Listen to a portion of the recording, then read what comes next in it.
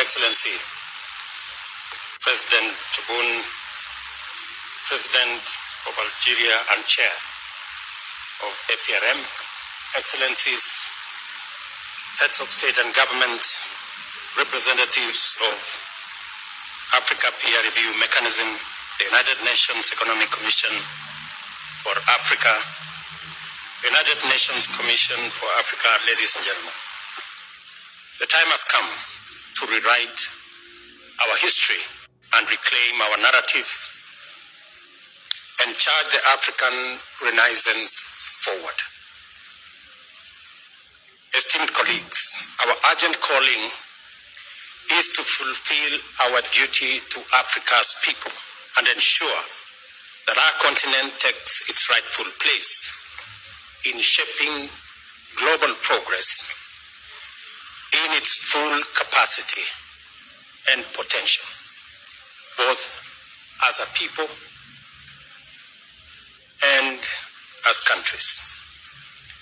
That is why we are gathered here today. Africa's economic potential is hamstrung by a financial system that misrepresents, distorts, and understates our reality. Global credit rating agencies have not only dealt a bad hand, they have also deliberately failed Africa. They rely on flawed models, distorted and outdated assumptions, and systemic bias, painting an unfair picture of our economies and leading to distorted ratings, exaggerated risks, and unjustifiably high borrowing costs. Let me say this again. Global credit rating agencies have let us down.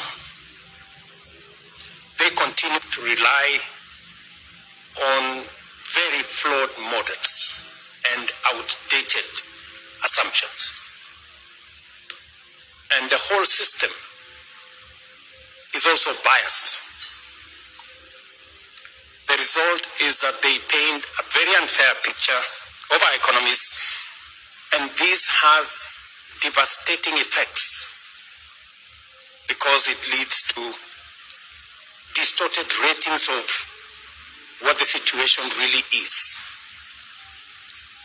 And it also leads to exaggerated risk of our countries and our continent. And obviously, that leads to very high borrowing costs. These prejudice assessments come at an enormous cost to Africa. They deter investment, distort global trade, and derail progress towards sustainable development goals. By misjudging Africa, these agencies deny opportunities to investors and economies and deprive nations of prosperity. The numbers tell a damning story. The Africa Peer Review Mechanism and the United Nations Development Program place the cost of biased credit rating at a staggering $75 billion in lost opportunities. In a continent abundant with natural wealth, vast arable land, billions in diaspora remittances, and the world's largest carbon sinks, credit rating agencies have delivered 94% of all downgrades in the past decade, while arbitrarily designating only 2 African nations as investment grade. We must be bold and call this for what it is: a financial straitjacket imposed on Africa. A system that punishes our economies while rewarding others, even when the fundamentals are are comparable, in some cases even better. Excellencies, the foundations of global finance are supposed to be anchored on principles of fairness, transparency, and merit. Yet, these principles are disregarded when it applies to Africa. Africa will no longer accept to be misjudged by scales that overlook our reality. The winds of change are blowing, and our march forward is as unstoppable as it is relentless. An African credit rating agency is not just an alternative. It is, in my opinion, an imperative.